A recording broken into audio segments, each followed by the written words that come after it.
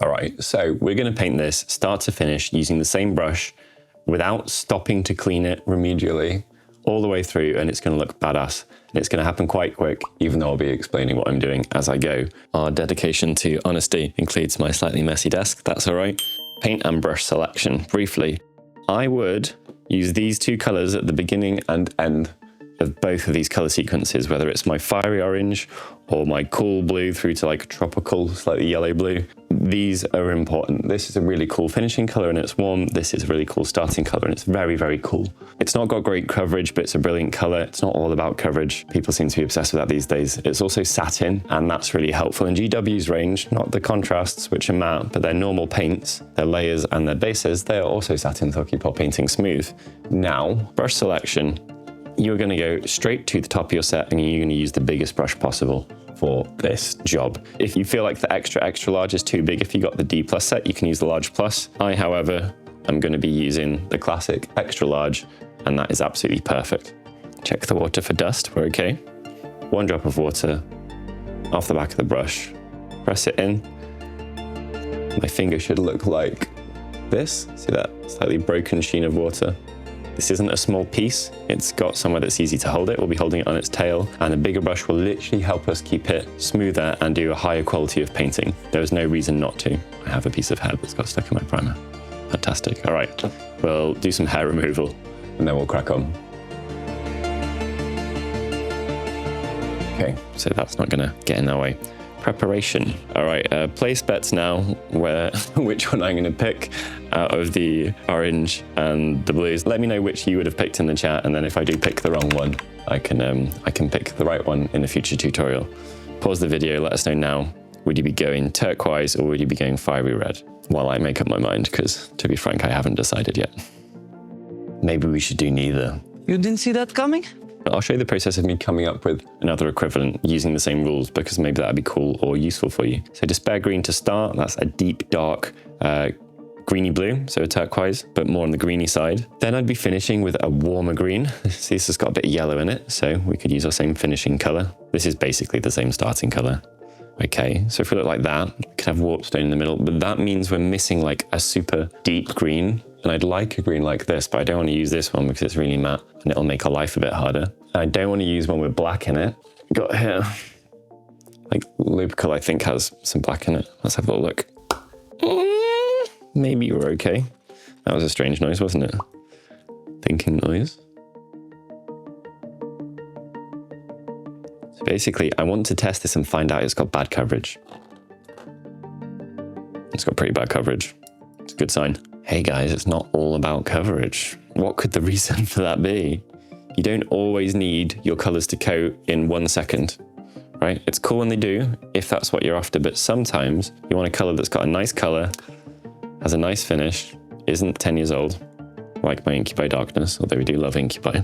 And sometimes you're after the properties of the paint, and the color and the properties do not to be like maximum 1 coat badass, you know, like dip me again hobnob coverage. That's a very English reference. That's like the most biscuit-related reference I could possibly make. Shout out to the painting phase. Right, so this could be our green one. Hopefully you can kind of see the theme with these. So just to outline them, in case it's useful, we've got Huldra Blue, that would be the start, and it could be the start for either, frankly. Then we go through Sotek Green, Tempelgar Blue, and Baharoth Blue. Here we've got Mephiston, Evil Sons, Troll Slayer, which could be Wild Rider Red, and then Light Orange, but you can use any light orange. The reason that's there is because Troll Slayer has poo coverage, and by this point we need good coverage. And then this one we've got Despair Green, Lupical Green, Warpstone Glow, Moot Green, and Ice Yellow, which would be our finisher for this one too. Okay, so I am going to pick to do the blue one. I'm still not 100% about that. Never mind. So my governing reason for going with the blue is I want to do some soot staining here, and I think against like the very, very light blues, that would look really cool. So that's all the thinking that I did on that subject. Enough nattering. Should we start setting up for the magic? Right, what I'm going to do is I'm going to set up my palette so that I'm in a good spot to be able to paint pretty efficiently. And what that means is I'm going to put all my colors in a row after they've been shaken well. I'm doing that to make it so it's quite hard for me to take too much paint, and it'll be easier for me to mix colors as well. as I go, because we're going to be doing intermediate blends. I think a lot of people, when they see me work, especially if I don't have to explain what I'm doing as I go, because none of us can really multitask, can we? They're surprised at the speed I go. Having more steps does not make your painting slower. Painting slower makes your painting slower. So if you've got loads of steps, but you go through them quick, and each of them makes it easier for the next one to go down easier without looking too harsh or like a mistake, maybe you could be adding steps to decrease time. Crazy, right? Okay, so hopefully you can see that that'll look cool once it's on the model now. I still have some red in my brush. It's not enough for me to care, because that will get mixed in with the blue in the first step, which is it's not a heavy in the traditional sense, but it's a base coating application, so it's not light. So I base coat these two mixed together. I haven't pressed that hard into the brush. When I paint, I keep my paint in the very top of my bristles because I'm good. Look at that. All right. The furthest paint has ever been in this brush is 7mm out of what, like 20 something. So yeah, we are doing good practice, and hopefully our base coat goes down pretty well first time. Got a bit of water in there from the pad, and we do not have to be delicate on the model. We have to be delicate setting up the brush with the paint. Now, because neither of these have got particularly good coverage, I probably should have put some more paint on the palette, so that's a mistake, but that's not a big mistake, nor does it matter that much. You could stipple this like this. It's up to you, whatever you like. Having a good place to hold your models is probably more important than I think a lot of beginners realize, at least. If you can easily get the angles to get all the different parts and sections of your model, it just makes your life easier, and your painting will be better probably. It'll definitely be more enjoyable, and we should be prioritizing that. Okay, one's down. Do as many as you need. Should take just 2 or 3, even without colors with crazy coverage. Doesn't matter if this is dark, and it doesn't have to be perfectly smooth either. So when you're base coating like this, the one thing to watch out for is kind of wiping over corners and leaving smears as a result, but otherwise it's pretty safe and it goes pretty fast. Okay, so I put some more of both those colors on the palette, and now we start building up. Just with the Sotek green at this point, I might not need the whole drip, but we will see. So, stippling, nice and easy. I'm going to avoid the kind of edges. Where possible, I'll get in the middle of them, but don't worry about being too neat at this stage, because what we can do is we can go back with a darker color. If you get any hairs on, just flick them off or scrape them off carefully with a knife if they've become attached. Hold it firm, the model that you're stippling at, and stipple quite firmly too. Just looking to build up a little bit of visual interest. Shouldn't take too long. If it's easier for you to be firm by just placing it down and bracing it, then absolutely do that. Really good idea. Okay, so that step's done. Didn't take too long because massive brush. That massive brush is going to get a little bit of a clean now. The brush doesn't look crazy clean, but it's clean enough for us to move on. Small and often is way better than none, and then loads at the end, trying to make up for hurting your brush. Make a little mix again. And again, it's not about pushing it into the brush. Got a small amount on the very tip, and it's going to leave quite readily and quite easily. Now what we're going to try and do is stipple within the previous sections that we did. So lighter touch here. I'm trying to leave some outline. I think I might use a smaller brush for some detailing, but we'll find that out soon. Again, brace it down if you like. And just make sure that you're going all the way up, all the way down. There's no smearing. The smearing will look really obviously kind of like a mistake.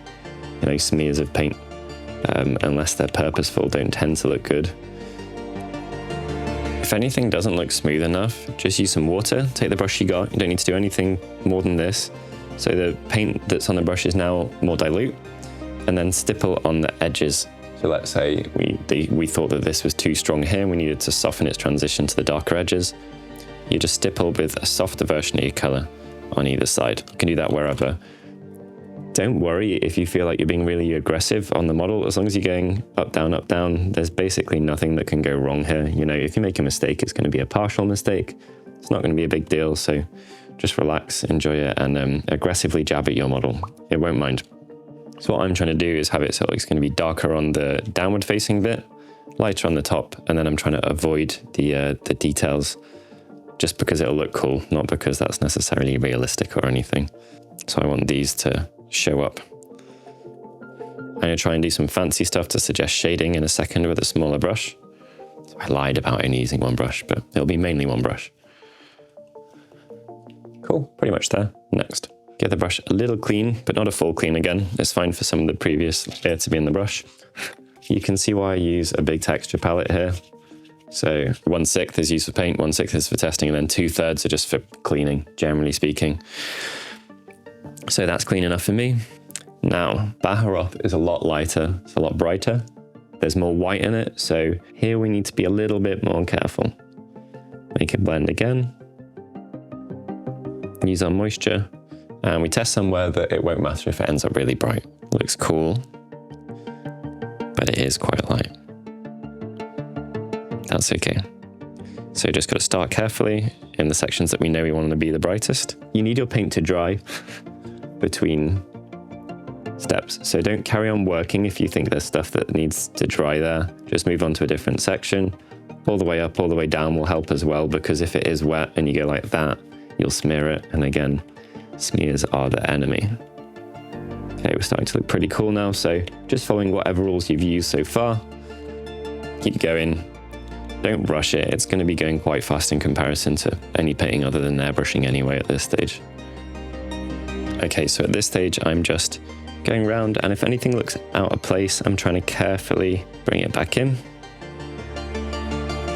If you've missed some section, like let's say you've largely obscured your Sotek green, which is our first blue that we used after the Huldra, you can just stipple it back in where it should be with a smaller brush. And in fact, we might end up doing a little bit of that just to fix some mistakes if we feel we've got some. Looking pretty cool though. All right, so now very cool detailing steps before we do our final actual dry brushing steps. All right, so what I'm going to do is going to grab a much smaller brush. This is a medium plus. And then with our starting color, you could use a black for this and it would be fine. Remember when you're switching down in brush size, this is a smaller brush, it needs less paint. So don't just proceed how you have been. I see people kind of, you get into a flow and you're like, I'll scoop a large amount of paint for my large brush. Don't do that. It'll make your small brush very sad very fast. Okay, and what we're going to do is we're basically going to do some shading.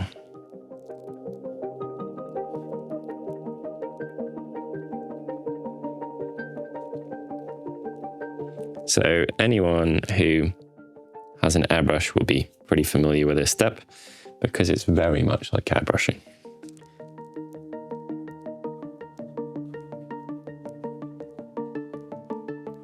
Maybe we could be being a little bit braver with it. Not that brave. And then over the sections that we want really dark,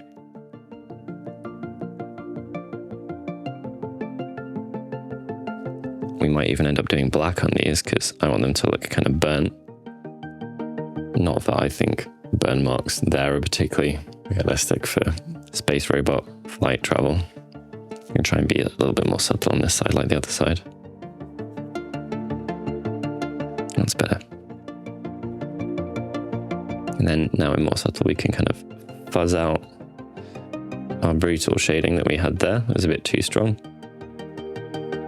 And we're just going to do that really easy. You can see it's starting to get much higher impact. I'm going to add a little bit at the front. I could add it around the cockpit area, whatever it is. Anywhere that you want it to exaggerate stuff, go for it.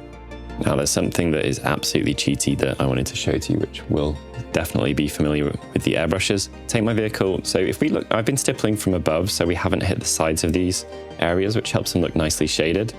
What we can do is you can take that concept, flip it on its head. We can actively, quite carefully, just from one side, we can put in that shading manually, and all we're using is direction. So we are approaching it from one side, getting ready with a licked finger in case we slip over, but it's pretty easy for us to basically, it's kind of like, I don't know, we're putting like eyeshadow on our model here. We're exaggerating something that's there. It's going to look really cool. And it's all about the angle of approach, just like with an airbrush. If you're worried about going over, because we're doing a round section rather than a flat edge, just go carefully and do it in little steps. Turn your model round to get it to the best angle. I'm right-handed, so some angles are going to be better than others for me. And I'm coming at it like that, so I'm using the most aggressive angle I possibly could to keep it all from one side. And that is going to make a huge difference. You can soften the transitions a little as well, just by stippling over the starting point. Licked finger there in case anything goes wrong.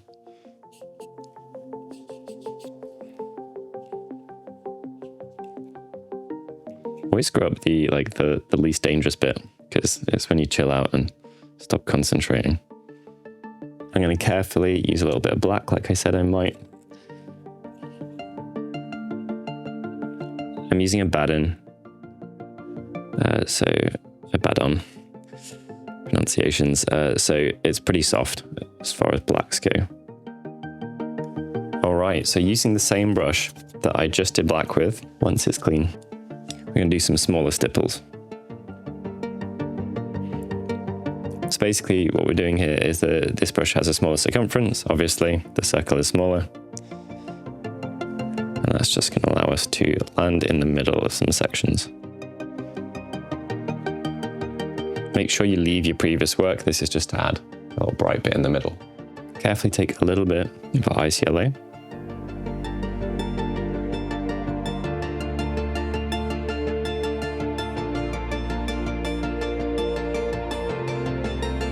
See that I get faster as I get more confident that the brush isn't going to do anything unexpected.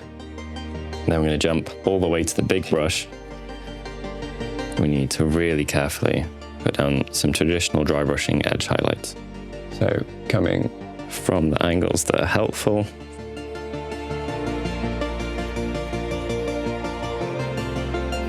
Which in some cases just drawing circles. Just going to hit all those edges. Pretty sharp edge highlights. It's easier to get a sharp edge highlight if you're doing a more aggressive jump up in color, so don't be afraid. You're better off trying to get it right once than do multiple attempts. And you could even add a white in at this stage. If you'd gone higher towards the yellow and you didn't feel that you could do a big jump up in how light the paint was, just add a little bit of white in and it'll make a very big difference very fast. There we go.